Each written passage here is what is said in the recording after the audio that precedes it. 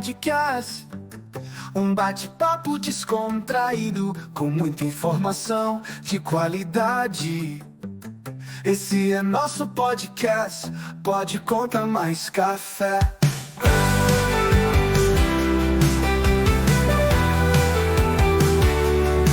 Pode Contar Mais Café. Olá, estamos aqui na gravação de mais um episódio do Pode Contar Mais Café.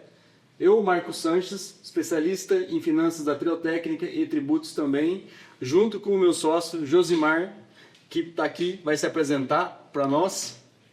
Bom, eu sou uma figura já conhecida, então sem muitas delongas, bem-vindo, bom dia, boa tarde, boa noite ao nosso podcast. E também trabalho com a área tributária, holding, e vamos para o que interessa, que é o assunto que está da última hora, né? O assunto que está na ponta da língua. Bom, dando sequência aqui no nosso Pode Contar Mais Café, o assunto da vez, o assunto mais comentado, que está nas trends, né? Como diz, reforma tributária, né? Então, esse é um assunto que será recorrente das nossas lives, pelos próximos 10 anos, dos nossos podcasts, dos nossos conteúdos nas redes sociais. Então, Josimar, reforma tributária está mudando tudo, basicamente, né? Está mudando, inclusive, o jeito de pensar o negócio, né? Na sua opinião, por que ela é relevante hoje? Ela realmente vai causar toda essa transformação, ou melhor, quais seriam essas transformações que tanto se comenta sobre a reforma tributária? Bom, a reforma tributária ele representa um marco de troca, de mudança de cultura e paradigma. As pessoas, uns começam a negar, depois começam a aceitar, e aqueles que não aceitar vão ficar pelo caminho. Eu acredito, e na verdade a gente tem lido muita legislação sobre isso e se atualizado, no seguinte sentido, aquela cultura do jeitinho brasileiro, ela está fadada a ter um fim. Não que isso não signifique adaptações, que não teremos aí gente à margem. Estive recentemente em outro país e a gente percebe que, mesmo com todo o sistema financeiro bastante mais organizado e mais simplificado, ainda há pessoas que vai voltar o dinheiro, mas me diga qual foi a última vez que você viu efetivamente uma nota uma cédula de dinheiro e pagou alguma coisa em dinheiro? Então, objeto raro. É um objeto raro. Então a gente vai ter aí provavelmente pequenos negócios voltando, mas quando informatizar e a gente já tem estrutura bancária para tudo isso, o nosso paradigma vai mudar totalmente, o tipo de empresário, o tipo de relacionamento com o empresário, uma mudança cultural. E quem não tiver dados para gerenciar isso e para fazer essa mudança, possivelmente vai ser ou adquirido por alguém, ou vai ficar pelo caminho, ou vai fechar mesmo, ou vai diminuir muito o tamanho do seu negócio. Então a reforma ela não muda só a lei, certo? Não. Ela muda a cultura dos negócios, basicamente. Isso, ela vai ser de forma gradual. Nós temos aí um escalonamento de problemas, digamos assim, de atividades. Ela já começou em 2025, muito antes das pessoas imaginam, na verdade. Ela está há muitos anos já sendo implantada, só que efetivamente coisas mais práticas agora em 2025. Em fevereiro saiu a primeira nota técnica sobre adequações de documentos e assim a gente vai olhar para o financeiro e vai pensar o modo que a gente arrecada imposto, na verdade o modo que a gente paga o imposto, né? Então vai ter uma mudança drástica sobre essa ótica de eu me financiava no imposto e talvez agora não tenho mais essa possibilidade. Quer dizer, assim, é uma visão que eu tenho, né?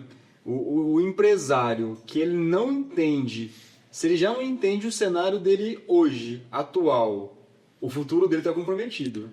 Essa é uma outra coisa que assim, a gente ou não foi educado, na verdade, né, a ter um planejamento financeiro. Isso acontece desde o âmbito da pessoa física ali, que a gente não tem orçamento doméstico. São raras as pessoas que têm um tipo de controle das suas finanças. E isso se estende quando o empreendedor resolve abrir um negócio e ele mantém esse vício, né? Ou essa ausência de hábito, no caso, que é de controlar suas finanças, mas de uma forma bastante específica. Quando eu falo isso, tem pessoas que hoje, por exemplo, não mandam o extrato para o contador. Então, já fica uma dica aqui para você que está nos assistindo, que se você é um empresário e não manda o extrato para o seu contador, ali tem insumos que ele poderia estar trabalhando e te apoiar agora na reforma tributária. E se você não manda, muito provavelmente você vai ficar à mercê de uma tributação que ele não vai poder te ajudar. Essa é a grande verdade. Então, se você for olhar assim, a cultura financeira do empresário vai ter que se adaptar. Vai ter que ser melhorada. Vai ter que ser melhorada. Tá. E outra coisa, como a gente está falando da reforma, dos impactos, né? Hoje, pelo tudo que você já estudou, pelo tudo que você tem acompanhado, o impacto da reforma vai ser mais para aquele que vende um produto ou para aquele que presta um serviço? Bom, aqui na verdade a gente fez algumas simulações e a gente percebe que a indústria vai ser favorecida, sim, em alguns aspectos, o comércio também, só que tudo é simulação.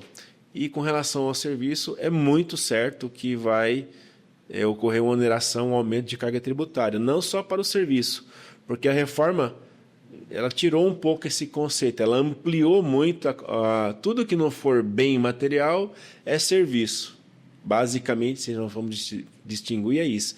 Então, aquela questão, tudo que tem uma seção onerosa, que tem uma contraprestação, existe a figura do fornecimento. Então, fornecer um bem físico, e o outro é um bem incorpóreo, um bem não material, e aí podemos chamar de serviço, mas, por exemplo, locação, que não tinha uma definição muito clara na legislação tributária, ele vai acabar sendo alcançado agora como uma extensão do serviço. Não é tecnicamente muito claro, mas vai ser o que eu vejo e o que eu não vejo. Mas tem envolvimento financeiro, então aquilo que é físico e está palpável vai ser um bem. E aquilo que não é palpável vai ser um serviço, digamos assim. Eu posso dizer que a tomada do crédito para aquele segmento que comercializa produtos, ele é maior do que para quem presta um serviço, logo ele tem a possibilidade de tomada de crédito maior, consequentemente a carga tributária dele pode ser menor do que a de serviços. É exatamente isso. Mesmo com a possibilidade do creditamento amplo, que a gente pode explicar isso um pouco mais adiante, a prestação de serviço tem uma natureza bastante baixa em termos de insumos, seja pela utilização de mão de obra, ou seja, mão de obra de CLT, pessoas físicas, e aí o crédito não vai ser utilizado, seja porque está altamente informatizado e aí você tem menos possibilidade de crédito ainda nessa atividade, ou seja, porque nesse caso o serviço ele tem ali um caráter no caso, muitos adquirem o serviço, vamos reformular essa questão, seja porque tem mão de obra, CLT, e aí não tem o crédito, sim, seja porque está altamente tecnológico, ou muito comum os prestadores de serviços adquirirem, tomarem e transferir uma parte da sua prestação de serviço para empreendedores do Simples ou do MEI, e aí vai ficar limitado esse crédito. Então, você pensa numa empresa que tem muita revenda, tem muito vendedor. É muito comum que esse vendedor seja um representante, esteja no Simples. Então, essa empresa vai ser onerada na carga tributária, ao passo que os créditos que ela vai tomar de um prestador de serviço do Simples vai ser limitado. Sobre o ponto de vista, né, estamos aqui praticamente há 45 dias do final do ano, né, de acabar o exercício fiscal de 2025, 31 de dezembro, e sabemos que a reforma ela inicia-se a sua transição a partir de 2026, né? E tem um período de transição, de certa forma, longo, até 2033. Dessa forma, há 45 dias de acabar o ano, o que você diria para o empresário hoje? Quais são as ações mais imediatas a serem tomadas daqui até o final do ano? Primeiro, conheça bem a estrutura de custo. E quando eu falo conhecer, não é estar no Excel ou na cabeça. Tem que tirar e colocar esse negócio em um papel, de preferência um sistema financeiro mínimo com algumas informações, para que você consiga ter uma constituição daquele custo direito. Conheça também essa estrutura de venda. Você tem que saber qual é o tipo de produto que você vai vender. Ele pode estar orientado ou não a um tipo de tributação. Pode ser a genérica, ou ela pode, se for do simples, pode ser o híbrido, ou vai ser o simples full. Então, você vai ter que avaliar isso. E não adianta você achar que o contador vai dar conta de fazer isso por intuição, igual eu falo, por uma contabilidade imaginária. Não existe isso. Ele tem que ter, então, caso, informações fidedignas da operação. A gente está ao passo da operação financeira, por exemplo, empresas de locação que não emitiam documentos fiscais, a previsão de 2026 ser criado documentos fiscais para que essas transações sejam fatos geradores de IBS e CBS, que é o IVA dual que a gente tanto fala, que depois a gente pode, numa outra live, explicar melhor isso, mas agora vamos falar mais de impactos. Então, para 2026, ele tem que ter uma estrutura, se ele não tiver, financeira muito boa, porque é por onde vai escoar o dinheiro dele. E não adianta achar que pelo extrato bancário isso vai ser possível. Vai ter que realmente entrar dentro da empresa, incorporar aquela movimentação e ter essa noção do que vai acontecer ali desse movimento financeiro. Dito isso, a outra coisa que você tem que fazer é conhecer a sua cadeia de fornecimento. Exato. Você vai ter que mapear quais são os seus maiores fornecedores. Para não ficar muito aí no exemplo abstrato, vamos dar um exemplo prático. A gente estava trabalhando com uma indústria e ela produz um certo tipo de equipamento. E esse equipamento ele tem ali uma carga tributária bastante favorecida por ser equipamento do agro. Então, o agro vende muitas coisas com alíquota zero ou sem PIS e COFINS, e não tem essa previsão de continuidade dele, não ter essa tributação de CBS, que PIS e COFINS em 2007 existe. Nesse sentido, a gente começou a olhar assim, para eu produzir esse item aqui, ele tem uma determinada cadeia de produção.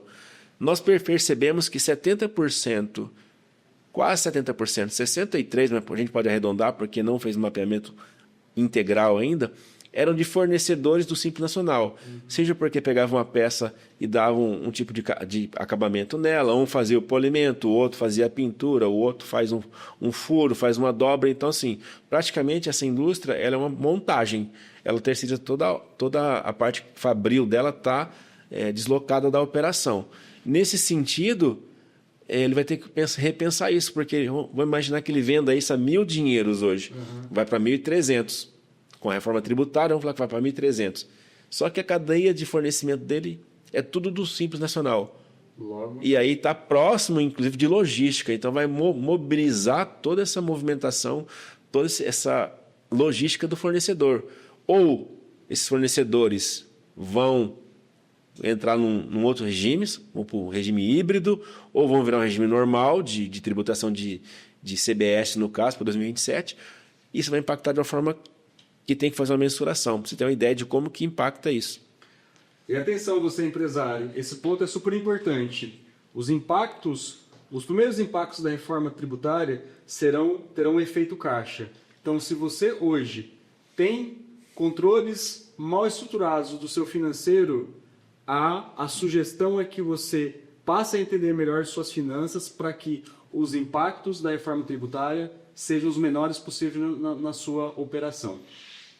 E sobre a questão da guerra fiscal, né?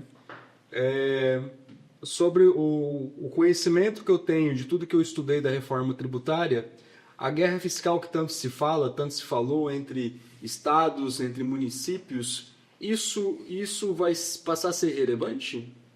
Ela vai mudar, vai ser relevante sim, algumas coisas vão acontecer, mas de forma gradual. Quando eu olho esse calendário, a gente percebe que algumas coisas não serão totalmente substituídas. Vamos pensar primeiro em termos de ISS. ISS é uma coisa interessante.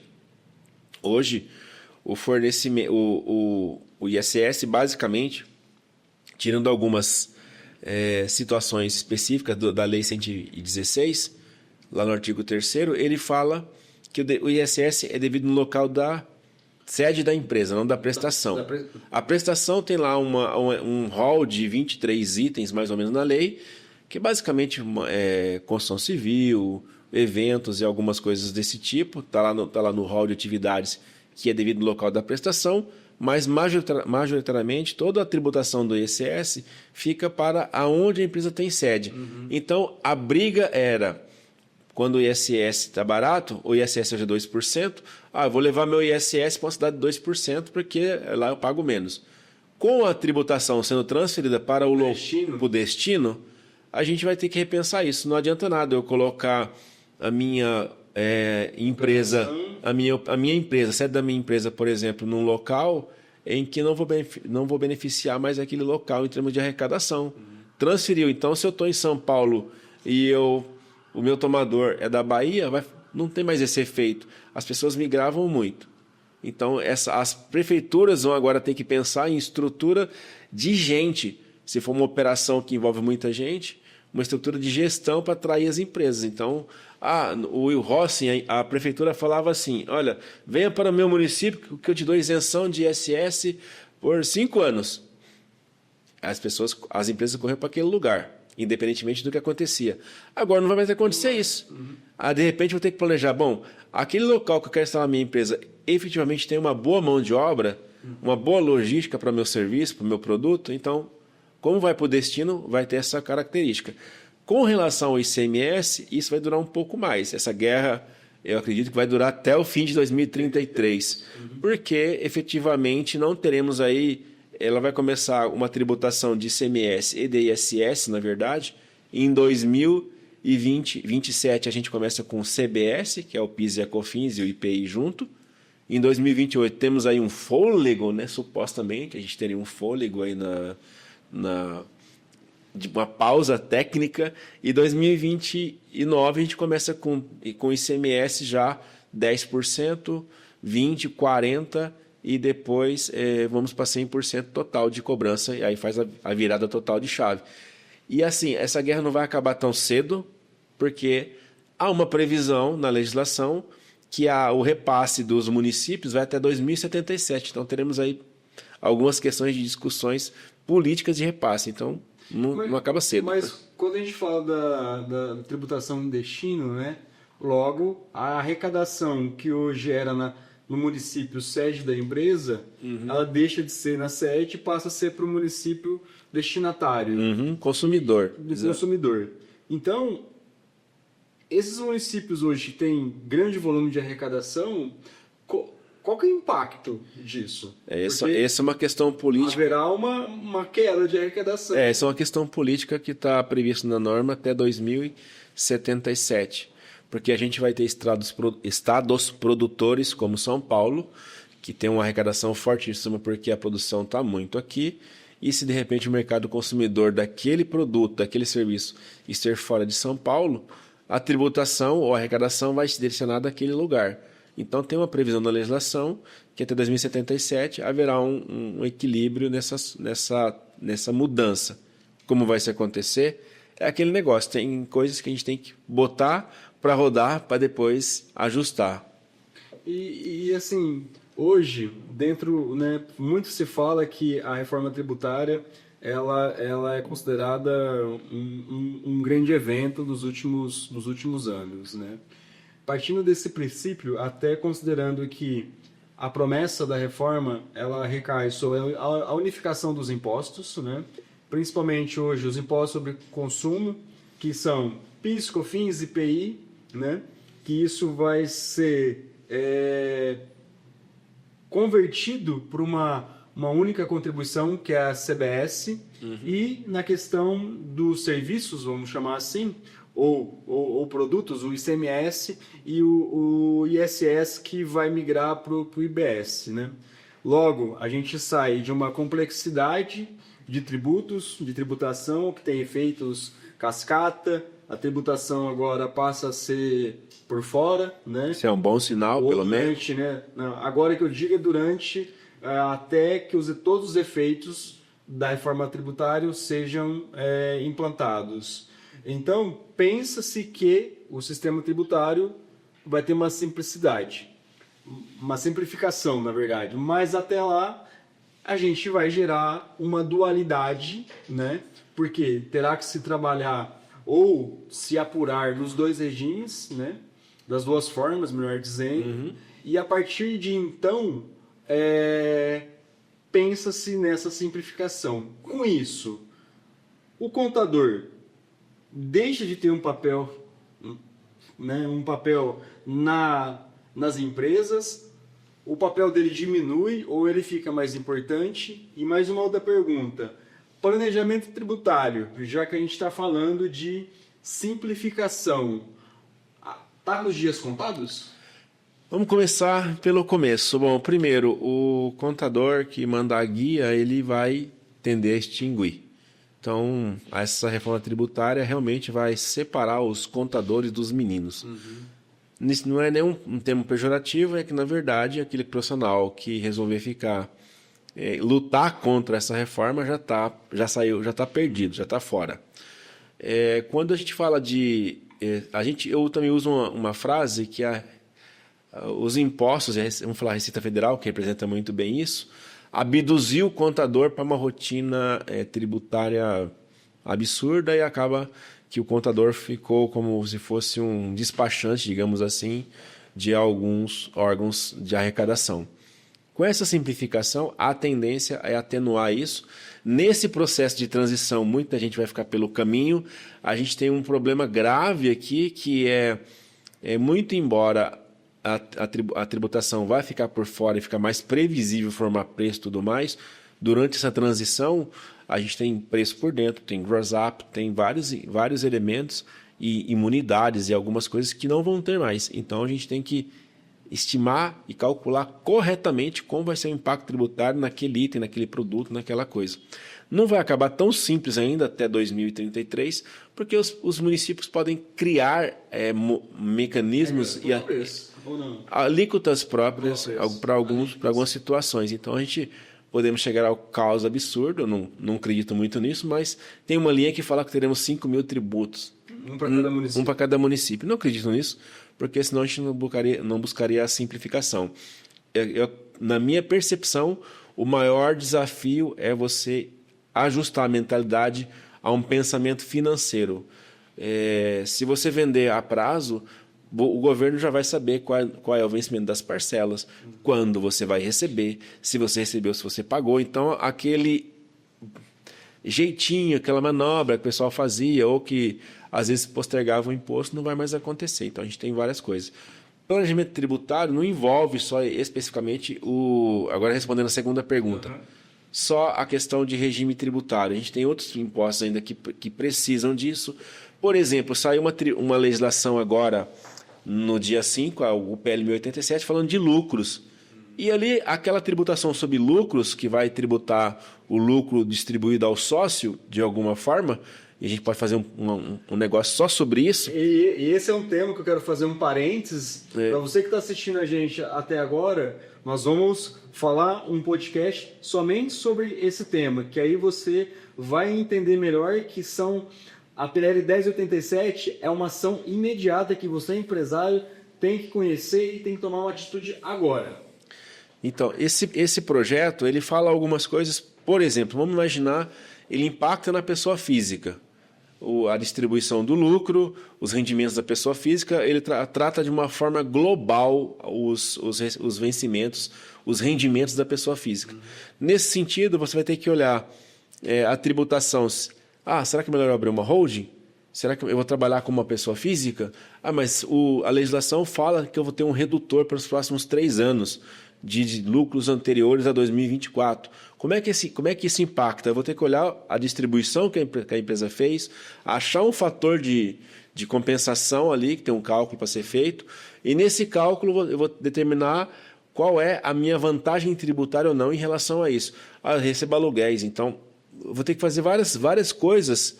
A gente, no planejamento tributário, não vai acabar tão cedo. Eu acredito nisso também. O planejamento tributário, mais do que nunca, com a reforma tributária, ele vai ser mais essencial do que antes.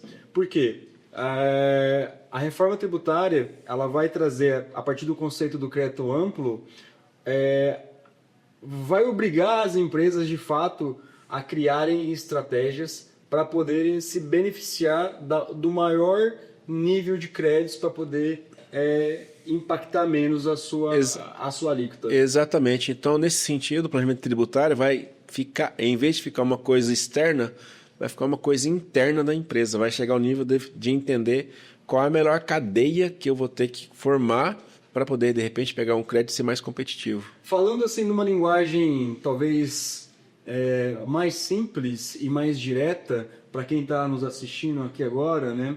Talvez a gente tem níveis de empresários, né? De todos os níveis, na verdade. Então, tem um empresário pequeno, tem um empresário médio, tem um empresário grande. E, obviamente, com um empresário de maior porte, conta com uma estrutura de suporte maior também. Então, trazendo ali para uma linguagem até voltada para um empresário de médio porte, qual que é a sugestão, qual que é a recomendação, que você, em poucas palavras, como você resumiria os impactos da reforma tributária? O impacto, para quem já está estruturado, é a adequação do modelo de gestão do tributo. Ele vai para o nível do detalhe. Quando eu digo detalhe, é entender a cadeia toda. Você vai ter que entender também, quando você exclui um tributo, qual é o impacto dele, porque vai ser substituído. Só que não é simplesmente. Você imagina um produto que eu pague R$10 mil e que tem ali um PIS e COFINS de 10%. Não será só simplesmente eu tirar 1% e colocar 30% ou 28% ou 25% que seja em cima. A conta não é tão simples assim, porque a gente vai estar dentro de um processo de transição.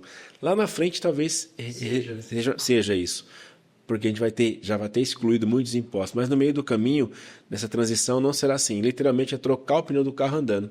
Então, teremos duplo trabalho. Então, se você for prestar atenção a alguma coisa hoje, olha para o seu financeiro e olha para a estrutura contábil. Por exemplo, o ano que vem tem somente a previsão de 1% sobre o faturamento. E é um valor simbólico que vai estar adaptado isso dentro das notas fiscais. E esse valor simbólico ele não gera pagamento. Não gera pagamento. Desde que você entrega a obrigação acessória. Desde que você, exatamente, que você tenha obrigações acessórias em dia. A legislação não fala qual é a obrigação acessória. É a DCTF? Falamos umas linguagens aqui meio estranhas. É a EFD, ICMS, ou a contribuições, ou a declaração da prefeitura, não sei. Então, nesse sentido, fica-se amplo. Serão todas.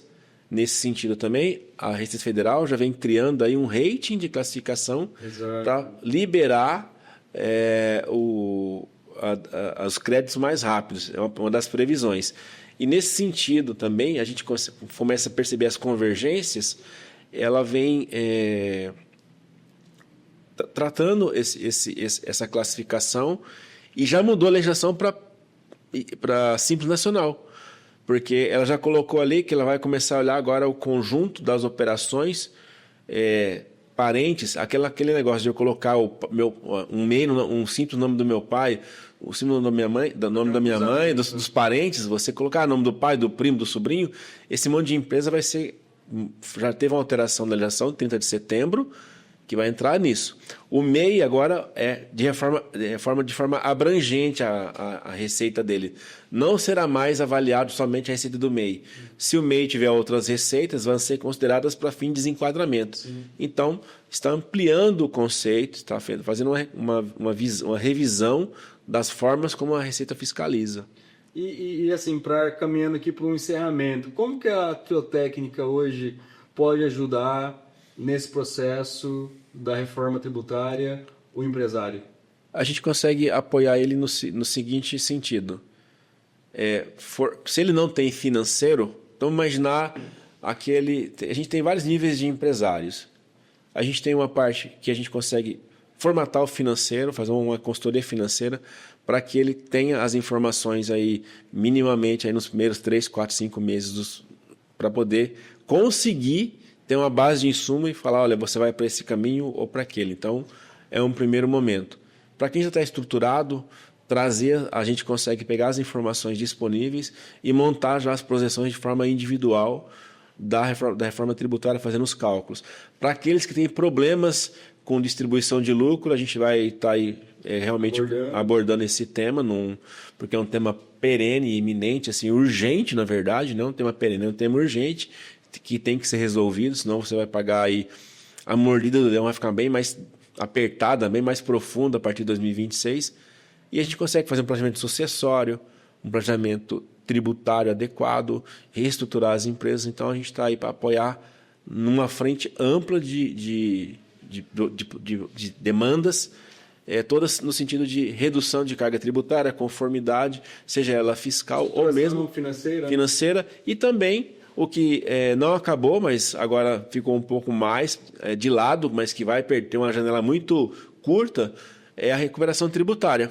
Então, todo mundo pode revisitar aí suas apurações. Inclusive, hoje, por exemplo, saiu uma decisão do STJ confirmando uma coisa que a pessoa fala, a recuperação tributária é só porque eu fiz errado? Não, porque tem um entendimento e, de repente, esse entendimento chega aqui num dado ponto, não funciona mais assim. Cara, então quer dizer que eu posso voltar e pegar tudo aquilo que eu fiz com a norma nova, então com o entendimento novo. Não tem nada de errado sobre isso.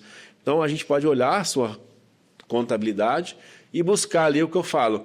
Hoje a gente costuma, as pessoas não, o dinheiro virtualizou. Então eu andava pela rua lá com meus 12 anos, um dia eu encontrei uma nota de R$50, né? Olha, faz tempo, hein? Aí eu encontrei aquela nota, eu estava num lugar lá que era um ginásio de esporte, alguém sentou, esqueceu lá, não tinha dono, achei era meu. Hoje em dia você não acha mais isso. Você vai achar um dinheiro digital aonde? Se achar um cartão de crédito... Então você tem que ter um olhar mais direcionado. Então você vai ter que falar, caramba, o que eu fiz aqui que eu posso passar um pente fino e de repente pegar o dinheiro que já é meu, só que agora não está mais perdido na rua, está perdido no meio do seu estoque, está perdido no meio dos seus pagamentos, da sua apuração ou no meio da mudança de entendimento. Muito bom. Bom, é isso aí. A Triotécnica está preparada para contribuir com você, empresário, durante todo esse processo da reforma tributária. Aqui na Triotécnica, nós prezamos pelas relações e ajudamos e contribuímos para construir um resultado melhor para o seu negócio. Siga a gente nas redes sociais, clique aqui no sininho e aguarde o próximo episódio que está imperdível, que é sobre a PL 1087, sobre a tributação de lucros e dividendos. Até a próxima. Obrigado, Ismar. Agradeço.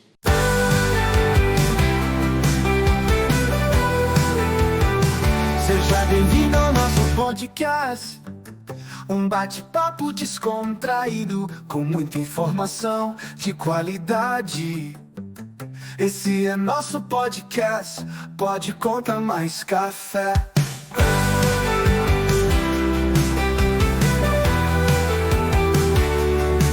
Pode contar mais café.